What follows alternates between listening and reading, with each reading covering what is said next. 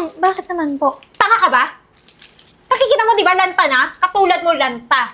Nangingitim na. Di ba, ilang beses na kitang sanabihan na ayoko may nakikita mga flowers na lanta. Kasi ayoko mag-bad vibe sa bahay na to. Ano? Anong gagawin mo ngayon, ha? Sige po, ma'am, lalagay ko po sa papalitan ko na po yung tubig din. Papalitan mo yung tubig, pero yung flower hindi mo papalitan. Ikaw, kaya nga hardinera ka dito, ha? Yan yung trabaho mo. Yan na nga lang yung trabaho na pinapagawa ko. Hindi mo ba maintindihan? Gano'n ka ba kabobo? Pasensya na po, ma'am. Ang dami ko po kasing ginagawa dun sa garden, Kaya po, na-overlook ko lang po ito. Papalitan ko na po ng bulaklak. Ang galing mong magrason, ha? Ang galing mong magrason. Ako, inis na ako sa'yo. Konting-konti lang, tatanggalin na kita dito sa pamamahay na to. Ay, ma'am, huwag naman po. Kailangan ko po yung trabaho. Ayusin ko na lang po. Iyon naman pala. Kaya, sa susunod, pag hindi mo pa inayos, ha? Alam mo kung saan ka lulugar, ha? Alam mo kung saan ka na malalagay. Opo, ma'am. Kakainis ka, babae ka?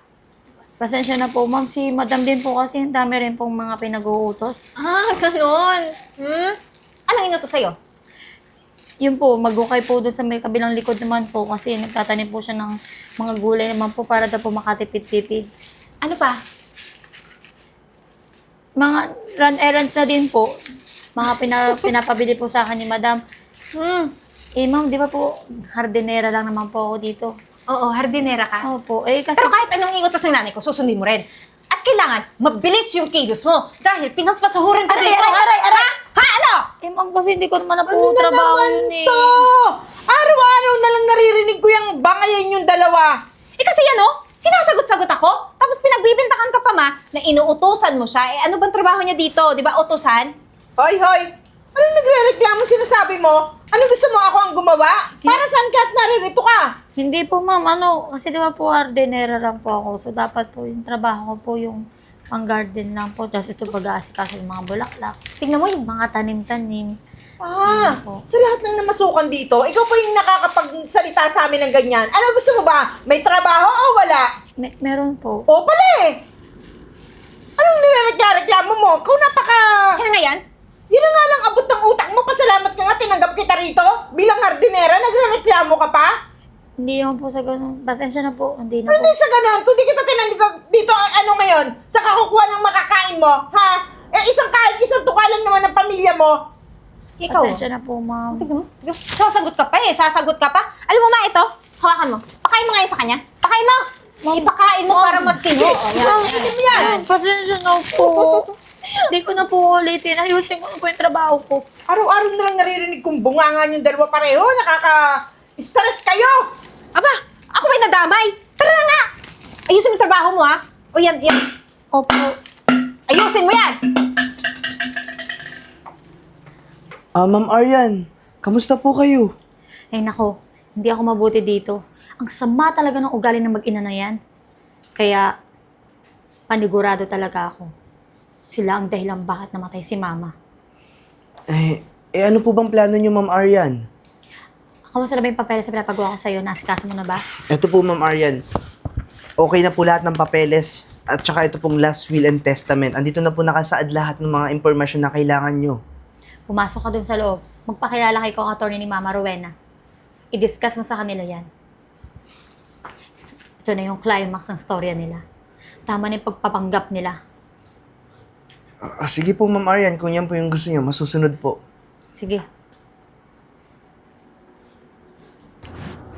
Sir, hello po. Ano pong sadya niyo talaga dito? Ako po pala si Attorney Renz Layu. Nagsadya po ako dito kasi po ako po yung assigned attorney para kay Ma'am Rowena. Si tita? Ayan na yung inaantay natin. Ay, alam ko na, attorney, kung bakit kayo nandito. Papapirmahin niyo na kami ng mga documents para sa ari-arian niya. Kasi, di ba ma, wala naman siyang ibang pamilya, tayo lang. True. Matandang dalaga yun eh. Opo, actually, Excited na kami para andito dyan. ako para i-discuss lahat ng mga last will and testament ni Ma'am Rowena bago siya namatay. Teka lang ha. Hoy, ba't naman nandito ka? Hindi ka kausap-usap dito. Pwede bang doon ka pumunta sa hardin? Ikaw hardinera ka. Ang kapal talaga mo ko. Bakit ka nakikinig sa usapang mayayaman? Ha? Pamilya ka ba namin para makisalo dito? Attorney, discuss mo sa kanila yan. Para malaman nila kung anong katotohanan. Nakasaad dito sa iniwang last will and testament ni Ma'am Rowena bago siya namatay na lahat ng ari-arian niya at mga yaman niya ay ipinapamana niya kay Arian Kilatan. Teka nga lang, anong pinagsasabi mo? Arian! Arian! Eh, paano ka mamamanahan? Eh, hindi mo nga yun kaano-ano. Hoy, yung tita Rowena ko, walang anak yon. Oo nga, matandang dalaga siya. Hindi ba kayo aware na may inampon siya? I'm her legally adopted. Wala akong So- kinalaman dyan.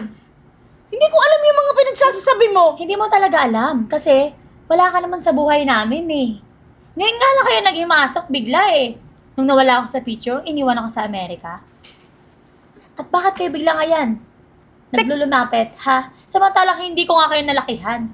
Teka nga lang, attorney, ano ba pinagsasabi ng babaeng to?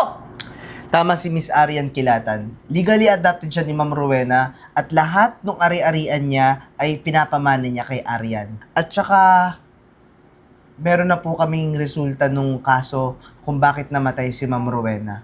At ikaw, Miss Eden, isa ka sa mga suspect. Pero, hindi ka na suspect ngayon. At nakita na rin sa autopsy ang resulta ng dahilan ng pagkamatay ni Ma'am Rowena. Ikaw, Eden, ikaw ang dahilan ng pagkamatay niya. Patong-patong ang ebidensya na nakalap namin laban sa'yo at lahat yon ay totoo. Eh, wait lang! Teka, bakit yung anak ko ang pagbibintangan dyan? Oo nga, bakit ako? Siya yung nag-utos sa akin! Talagang may sakit na yon. Eh, Mamamatay na talaga siya. paano ka ba? Ikaw nag-utos sa akin noon! Nalasunin si tita! Ginawa ko lang kung anong gusto mo, kaya siya yung kung ikukulong man, siya yung ikulong nyo. Malinis ang konsensya ko. Gaga ka! Ba't mo ako nilaglag? Ikaw itong gumawa eh. Mas sa akin mo ibibintang? Eh, pumayag lang naman ako kasi gusto mo, 50-50 tayo, eh di okay. Pero, malinis talaga ang konsensya ko. Wala talaga akong kinalaman dyan. Gusto lang talaga ng nanay ko mapasa kanya lahat ng ari-arian ng tita ko. Kaya, please, wag niyo akong ikulong. Maraming salamat, Miss Eden. Hindi mo na kami pinahirapan dahil recorded po lahat ng usapan natin ngayon. Galing na rin po sa inyong mismong bibig na yung nanay niyo ang nag-utos para patayin si Ma'am Rowena. At dalawa kayo ay pwede naming makasuhan. Bitangan mo kasi, pati ako dinamay mo. Ikaw naman talaga eh. Arian, please naman, yung nanay ko na lang ikulong niyo. Dali na. Nasa friend tamang na tayo. edad ka. Papakulong ko kayo parehas. Mga walang hiya kayo. Uy, Ikaw, Arian! sarili mong dugo? Talagang plano mo papatay? Para lang sa ano, sa mana? Ganyan ba kayo kahira para angkinin nyo lahat ng meron yung matanda? Kaya mabubulok kayo sa kulungan. Magbabayad kayo. Magbabayad kayo sa lahat ng ginawa niya sa mama ko. Hindi yung mangyayari. Kasi ako, magtatago ako, hindi niyo ako mahanap. Ito yung nanay ko! Uy, sasama mo ako! Ayoko nga! Kahit magtago ka sa lupalop ng mundo, mahanap at mahanap ko kayo. Pagbabayaran nyo lahat ng ginawa nyong kasalanan. Lumayas ka dito sa pamamahay ko. At wag na wag mong tangkain tumakas. Wag na wag nyong tangkain. Antayin yung supina niyo. Layas! Layas! Uy, sama mo nga! Don't touch me! Chip, ano ba? Namamahinga na kami, pagod na kami. Tapos, pinatawag niyo kami. Ano bang kasalanan namin, ha? Pagod kayo. Ako rin, napapagod ako. Ngayon, ilabas niyo yan. Ha? Alin ba? Ilabas niyo. Ano magagagawan pa ba tayo dito? Ano lalabas namin? Alin nga? Brat panty? Wala na akong ibang extra, no? Hindi niyo alam. So gusto niyo, madagdagan yung sentensya niyo dito para matagal pa kayo makalabas. Ganon. Ay, hindi po. Chip, yung nanay ko siguro talaga may kinuha ka, no? Ano ba kinuha? Wala akong kinukuha. Halatang halata kayong dalawa. Ilabas niyo na nga yan. Chip, itong nanay ko, naturingan niyang magnanakaw dati pa. Wala pa siya dito. Hoy, alam ko, kayong ang dalawa eh. Ano? Hindi kayo amen? Ilabas mo na kasi. Ano bang kinuha mo? Bahala kayo. Ewan ko nga kung anong pinalalabas niya. Ilabas niyo na kasi. Ikaw kasi. Ilabas mo na kasi. Ano bang... Ano ba lalabas ko? Chip, ano yan? Akin na, akin na. O, diba? Sabi ko sa'yo, siya yung may... Kulang pa to. Ha? Kulang pa to. Akin na, akin na. Chip naman eh. Kulang kasi yung mga binibigyan niyo sa aming pagkain. Gutom kami. Gusto namin ng midnight snack. Buti nga yung nagda-diet kayo eh, para matuto kayo sa buhay nyo. Nakakagigil kayo. Payat na nga kami. Daday.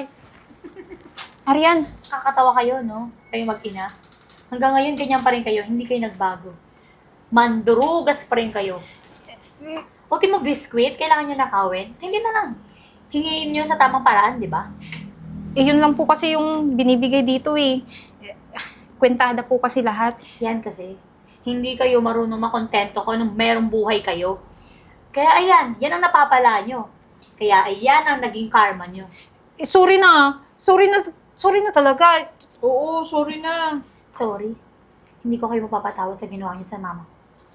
Mabubulo kayo dito habang buhay. Naintindihan nyo? Nagsisi na naman kami. Baka pwedeng matulungan mo kami paano makalabas dito. Hindi ko kayo tutulungan. Ni Singkong Duling, hindi ako maglalabas para makalayo kayo dito. Naintindihan nyo?